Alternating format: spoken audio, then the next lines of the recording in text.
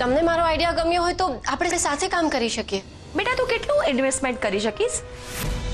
શું છે કે હમણાં પેઢીની આવક બંધ છે,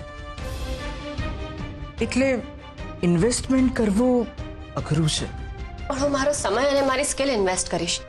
તમે ચિંતા ના કરો. હું દિવસ રાત મહેનત કરીશ અને બિઝનેસને એક અલગ જ લેવલ ઉપર લઈ જઈશ.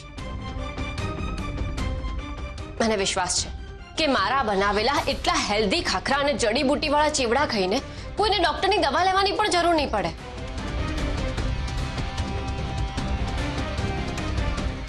બેટા પૈસા વગર બિઝનેસ નથી થતો. જો પૈસા ના હોય તો નાનીથી શરૂઆત કરવી પડે છે, જેમ કે મેં કરી છે. હું પણ ક્યારેક તમારા ઘરે કચરા અને પોતા કરતી હતી.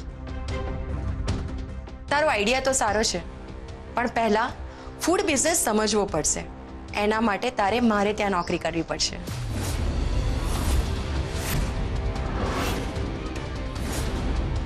મારી વહુ બહુ જ ટેલેન્ટેડ છે, એ કોઈને ત્યાં કામ નહીં કરે. એક નોકર પાસે નોકરી કરવા મોકલવામાં આપને શરમ આવે છે? નાના માણસમાંથી પણ હંમેશા કંઈકનું કંઈક શીખી શકાય છે. મેં મારી વહુઓને આ જ શીખવાડ્યું છે. અમારામાં ઈગો કે અભિમાન ક્યારેય નથી આવતા. જયશ્રી, અમે તારી સફળતાથી બહુ જ ખુશ છીએ, પણ હું ઈચ્છું છું કે મારી વહુ કોઈના માટે કામ ના કરે, એ એની આવડતથી એનો રસ્તો બનાવે. શરૂઆત કરવી અઘરી છે, પણ રસ્તો મળી જશે. All the best. તને મારી કંઈ પણ જરૂર હોય તો ફોન કરજે. બસ હવે વાતો બહુ થઈ ગઈ, હું જઉં છું.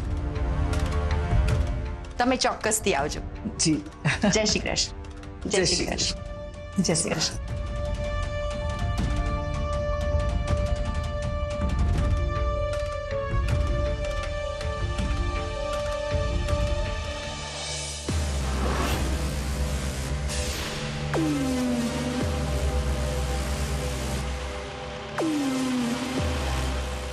મોટીબા માટે આટલું બધું? આ તમે આમ અચાનકથી મોટીબા પર આટલી મોટી મહેરબાની શું કામ કરી રહ્યા છો? આ ફક્ત અનાજ જ નથી, આ એક ચાલ છે. એ લોકો આ અનાજને ખાશે અને પછી જોઉં છું કે સરગમ એ લોકોને કેવી રીતે બચાવે છે. અને અત્યારે એ લોકો પાસે એટલા પૈસા પણ નથી કે બીજેથી અનાજ ખરીદી શકે, એટલે આ અનાજ તે વિના સંકોચે સ્વીકારી લેશે. પણ આ બધાથી થશે શું? હું કહું એટલું કરતો જા. સરગમ, તને કઈ અક્કલ જેવું છે કે નહીં? અરે આપણા ઘરમાં કામવાળી તરીકે કામ કરેલી ચૂકેલી બાઈ પાસે તું મદદ માંગે છે? અરે એની હેસિયત છે તને મદદ કરવાની? લચ્ચા આંટી અત્યારે બહુ જ સારા પૈસા કમાઈ રહ્યા છે, એટલે મેં તો બસ મારો આઈડિયા શેર કર્યો. શું આઈડિયા શેર કર્યો? અરે એ નવી નવી પૈસાવાળી બની છે ને, એટલે બહુ પોતાની જાતને ગ્રેટ સમજે છે. ઝવેરી પરિવારની વહુને નોકરી આપવા માંગે છે. અરે એના પૈસા બહુ સમય ટકવાના નથી. રસ્તા પર આવી જશે ને એટલે ફરી કચરા પોતા જ કરવા પડશે. લજ્જા ભાભી, આપણે કોઈના માટે ખરાબ શું કામ વિચારીએ? સરગમની ઈચ્છા ખાલી એટલી જ હતી કે એનો નેચરોપેથીનો ઉપયોગ કરીને 2 પૈસા કમાય, અને પૈસા કમાશે તો આપણા માટે તો સારું જ છે ને. પરિવારનો કોઈ સભ્ય આગળ વધશે. મીરા, અને કઈ કમાવાની જરૂર નથી. અરે એની માં એની પાછળ 50 કરોડ મૂકીને ગઈ છે, પણ આ લે તો ને તો કોઈ પણ નવો બિઝનેસ શરૂ કરી શકે એમ છે, પણ આ છે કે સમજવા તૈયાર નથી. જુઓ લચ્ચા આંટી, મારી જગ્યાએ કોઈ પણ છોકરી હોત તો એની માની મિલકત લઈ જ લેતી, પણ હું એવી લાલચુ નથી. હું મારું ફાઉન્ડેશન જાતે બનાવીશ. અને ચિરાગભાઈ પણ તો બિઝનેસ માટે ટ્રાય કરી જ રહ્યા છે ને, અને ધ્વનિને પણ જોબ મળી જશે. અત્યારે બસ આપણે બધાએ ભેગા મળીને એ પ્રાર્થના કરવાની છે કે બધું શુભ થઈ જાય. કઠિન પરિસ્થિતિમાં જે જાળવી રાખવાની હોય છે એ હોય છે માત્ર ધીરજ.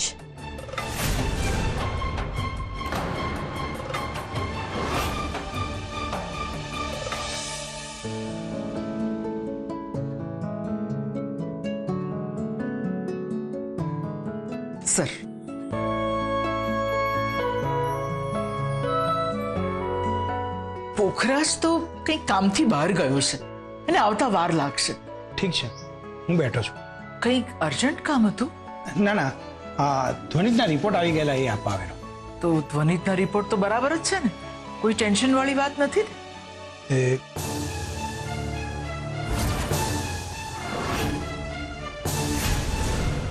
એ વાત હું પોખરાને સમજાવવા જ આવ્યો હતો. શું વાત કહેવી હતી સાહેબ? હવે મારાથી રહેવાતું નથી. વાત એમ છે કે ધ્વનિતનું હૃદય ફક્ત 30% જ પમ્પિંગ કરી રહ્યું છે. શું? યસ, એનું હૃદય ફક્ત 30% કામ કરી રહ્યું છે. તો એનો ઈલાજ શું છે? આનો એક જ રસ્તો છે, હાર્ટ ટ્રાન્સપ્લાન્ટ.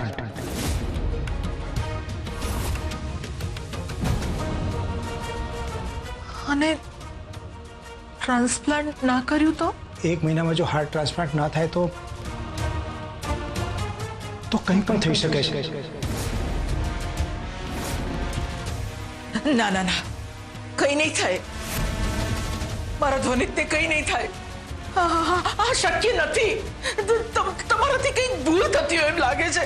જો એવું કંઈ થયું હોત તો સૌથી વધારે ખુશી મને થાત. આફ્ટર ઓલ હું માત્ર ડોક્ટર નથી, પોખરાજનો મિત્ર પણ છું. ના ના ના, ધ્વનિત સ્વસ્થ છે. આ રિપોર્ટો ખોટા છે. મને પણ પહેલા એવું લાગ્યું હતું, એટલે મેં ધ્વનિતના સેમ્પલ અલગ અલગ 3 લેબમાં મોકલેલા. 3 વાર રીચેક કર્યું છે મોટી બા, અને દર વખતે પરિણામ એક સરખું જ મળ્યું છે. મારો વિશ્વાસ કરો મોટી બા, ડાયગ્નોસિસ તદ્દન સાચું છે. તો પછી હવે સૌથી પહેલા જે સત્ય છે એ સ્વીકારવું પડશે મોટી બા, અને જે નિર્ણય લેવાનો છે તે જેમ બને તેમ જલ્દી લેવો પડશે. એક માં ગરીબી સહન કરી શકે છે, ભૂખ સહન કરી શકે છે, પોતાના સંતાનોના અપમાન, તિરસ્કાર, ઘૃણા સહન કરી શકે છે, પણ પોતાના દીકરાને એક નાનો અમથો પણ ઘસરકો પડે ને તો એ સહન નથી કરી શકતી સાહેબ. અને તમે કહો છો કે હું આ સ્વીકારી લઉં? હું કેવી રીતે સ્વીકારું સાહેબ? હજુ ગઈકાલ સુધી તો મારો છોકરો બરાબર હતો, અને આજે મારો ધ્વનિત. કાર એક્સિડન્ટમાં હૃદયની બાજુએ જે ઝટકો લાગ્યો હતો એને લીધે એની આસપાસના મસલ્સને નુકસાન થયું છે. જ્યારે આ મસલ્સ નબળા પડી જાય છે ત્યારે હૃદયની પમ્પિંગ ક્ષમતા ઘટી જાય છે.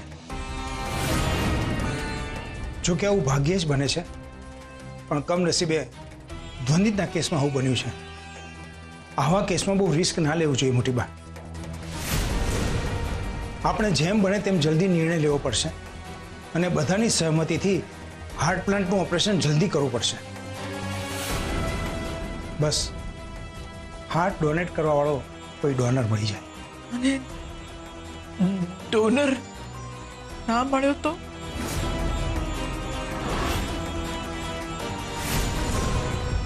આ બધું કેવી રીતે શક્ય બનશે સાહેબ?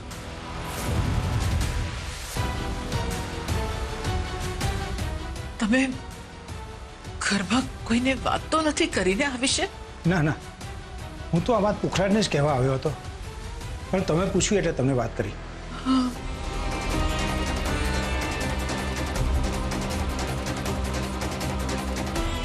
સાહેબ, પોખરાજને કે ઘરમાં કોઈને હમણાં આ વાત ના કરતા સાહેબ. ઠીક છે, પણ આજથી ખાસ ધ્યાન રાખવાનું છે.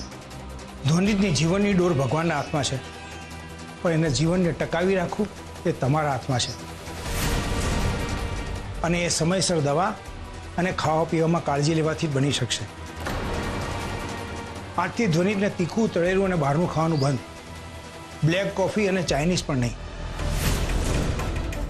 એને વજન ઊંચકવાનું કે સ્ટ્રેસવાળું કામ પણ નહીં કરવાનું. પૂરતો આરામ, સમયસર દવા અને પ્રોપર ડાયટ, નહીતર કોઈ પણ સમયે ધ્વનિતના જીવને જોખમ છે. ના ના ના, એવું કઈ નહીં થાય. એવું કઈ નહીં થાય સાહેબ. મારા ધ્વનિતને કઈ નહીં થાય. હું એને કઈ નહીં થવા દઉં. ભલે.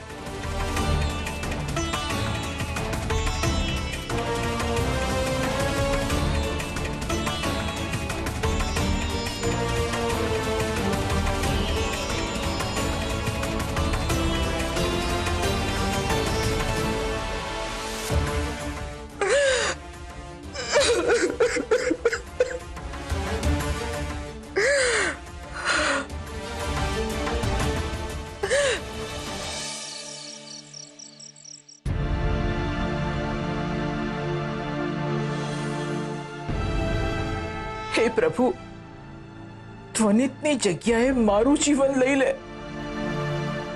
પણ એને કઈ ના થવું જોઈએ. તું ચમત્કાર કરે છે ને, તારે જે કરવું હોય કર, પણ ધ્વનિતને બચાવી લે. મોટી બા,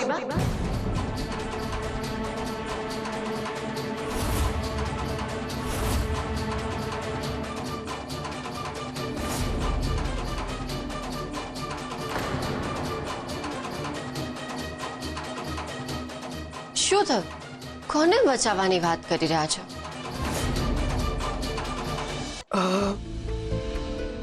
એ થયું છે ને સરગમ, આજકાલ એક સિરિયલ જોઈ રહી છું હું.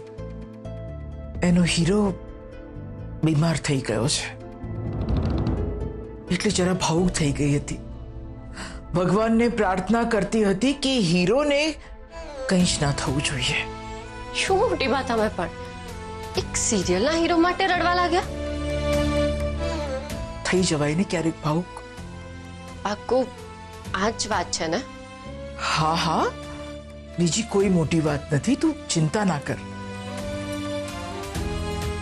હું જેટલું મોટી બાને જાણું છું, મોટી બાના આંસુ એક સિરિયલ માટે ના હોઈ શકે. ધ્વનિત શું કરે છે? એ આવી ગયો ઘરે? હા, હું એના માટે જ ખાવાનું ગરમ કરવા જતી હતી, પણ તમારો અવાજ સાંભળ્યો ને એટલે આવી ગઈ. તો તું મારી વાત છોડ, પહેલા એની પાસે જા. એની તબિયત તો સારી છે ને? હા, એને શું થવાનું હતું? એને કંઈ જ નહીં થાય, હું એને કંઈ જ નહીં થવા દઉં.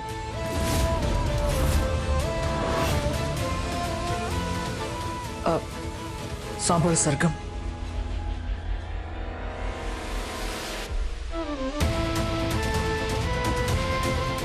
તારે જયશ્રીને ત્યાં નોકરી કરવાની કોઈ જરૂર નથી.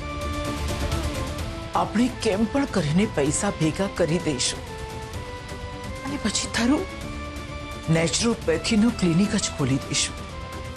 હું ઘરની પરિસ્થિતિ સમજુ છું મોટી બા, પણ તમે ચિંતા ના કરો, કોઈ વાંધો નહીં આવે. અનિત કહેતો હતો કે એના ઇન્ટરવ્યુ સારા ગયા છે, બની શકે કે એને જલ્દી જ જોબ મળી જાય, પછી ઘરમાં કોઈએ કમાવાની જરૂર નહીં રહે. ધ્વનિત જ એટલા પૈસા કમાઈ લેશે. એની પરિસ્થિતિ તને નથી ખબર બેટા, એ કામ કેવી રીતે કરશે. ચાલો મોટી બા, હું જાઉં. ધ્વનિતનું ધ્યાન રાખજે બેટા.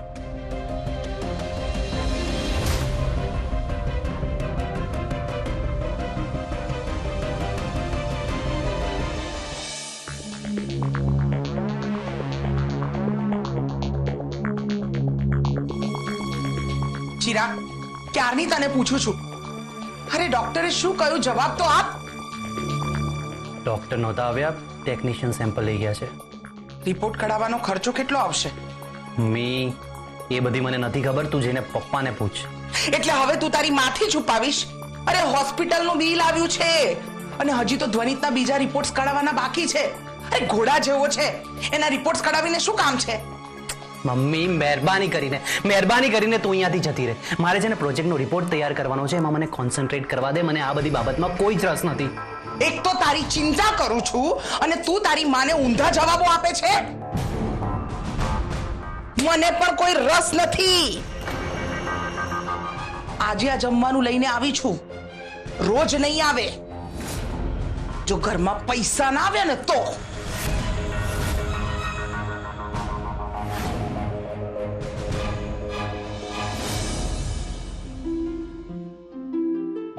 આજે તને ઇન્ટરવ્યુમાં શું પૂછ્યું? એ જ નોર્મલ પ્રશ્નો. અરે એમ નહીં, આમ ડિટેલમાં કે ને. રહેવા દે ને સરગમ, એક તો 4 જગ્યાએ ઇન્ટરવ્યુ આપીને આવ્યો છું અને મને કોઈ રસ નથી આ બાબત પર ચર્ચા કરવાનો. હું બહુ થાકી ગયો છું. અચ્છા, હમણાં હું કંઈક રોમેન્ટિક વાત કરવાનું કહું ને તો તરત તૈયાર થઈ જશે. અરે શું મજા આવે છે તને આમ બોલ બોલ બોલ કરવામાં? શાંતિ રાખને થોડી. અને મને કોઈ રસ નથી આ ડ્રામેટિક રોમેન્ટિક વાતો કરવામાં. શાંતિથી જમવા દઈશ મને?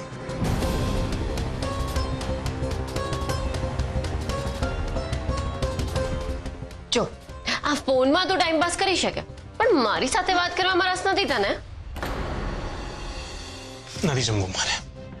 અરે હું તો મસ્તી કરી રહી હતી, તો કેમ આટલો ગુસ્સે થઈ જાય છે? તારી વાતોથી મારું પેટ ભરાઈ ગયું છે. અને એક કામ કરજે, આવતીકાલે રસોઈમાં રસોઈ ના બનાવતી, આમ વાતો કરતી રહેશે એટલે મારું પેટ ભરાઈ જશે. ઓકે? અચ્છા, સોરી, મારી ભૂલ થઈ ગઈ. પણ હવે આવું ના કરીશ અને જમી લે. લે જમી લે. અરે ધ્વનિ, કેમ આટલો બધો ગુસ્સો કરે છે? ધ્વનિ, હવે જમી તો લે, હું કઈ નહીં બોલું.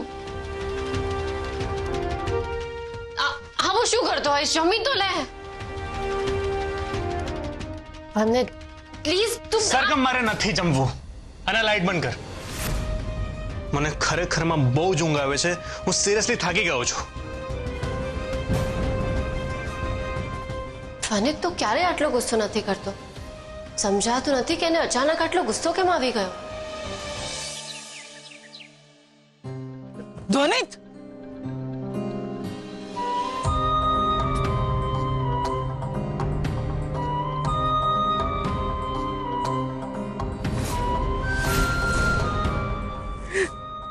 ધ્વનિત, તારી તબિયત સારી છે ને? ક્યાં જવું છે તારે? તારે ક્યાંય નથી જવાનું. ચલ તું અંદર આરામ કર. ચલ. મોટી બા, મને કશું થયું નથી. હું એકદમ ઠીક છું. આ મોટી બાને શું થયું છે? એ કેમ ધ્વનિતને આવું કરી રહ્યા છે? તારે બહુ જ ધ્યાન રાખવાનું છે તારું. હા મોટી બા. મોટી બા, શું થયું? કઈ નહીં લજ્જા વહુ. એ તો ગઈકાલે બહુ બધી ઓફિસોમાં એને ઇન્ટરવ્યુ આપ્યા છે.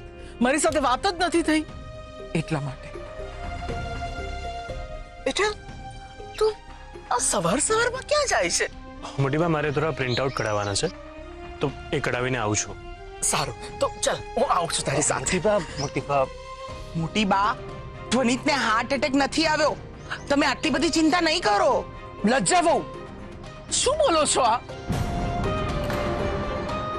શબ્દો સમજી વિચારીને વાપરવાનું શીખો. મોટી બા, તમે કેમ આટલા ગભરાઓ છો? લજ્જા આંટી બરાબર કહે છે, તમે ચિંતા ના કરો, મને કઈ નહીં થાય.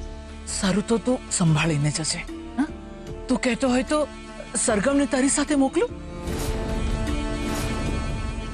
મોટી બા, હું રોજ એકલો જઉં છું બા. સરગમને સાથે શું કામ લઈ જાઉં? મોટી બાનું આવું બિહેવિયર કંઈક તો ગડબડ છે. મોટી બા, ચાલો ને આપણે પૂજા કરી લઈએ.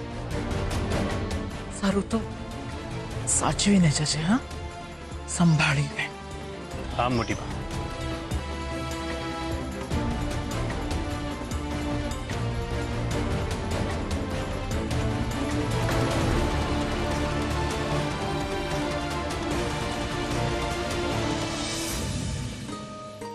હાશ. મીરા, આ શું છે? ગામડેથી અનાજ આવ્યું છે. માણસ અહીંયા જ મૂકીને જતો રહ્યો અને બહુ જ ભારે છે, એટલે હું ચિરાગ અને ધ્વનિતની રાહ જોઉં છું. એ આવશે ને એટલે સાઈડમાં મૂકી દેશે. હા, ધ્વનિત આવી ગયો. ધ્વનિત, બેટા આ થેલા ઉચકીને રસોડામાં મૂકી દે ને. હા લજ્જા આંટી. ધ્વનિત, ઉભો રે તું. શું કરે છે આ? છોડ હવે. નથી મૂકવાનું તારે આ.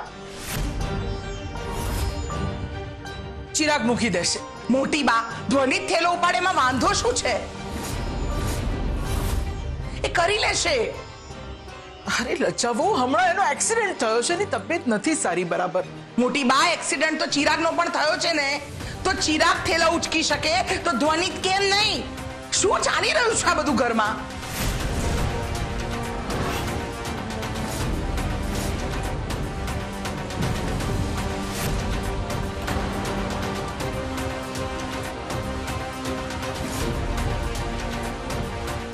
કોઈએ નથી ઉચકવાનું, હું જ ઉચકી લઉં છું. બસ.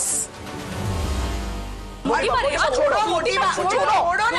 મોટી બા, મોટી બા, તમે ચિંતા ના કરો, હું ઉચકી લઈશ.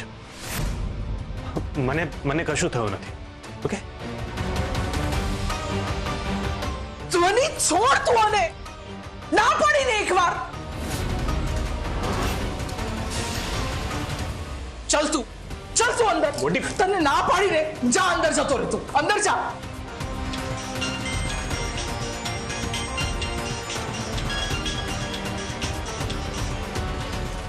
હલો,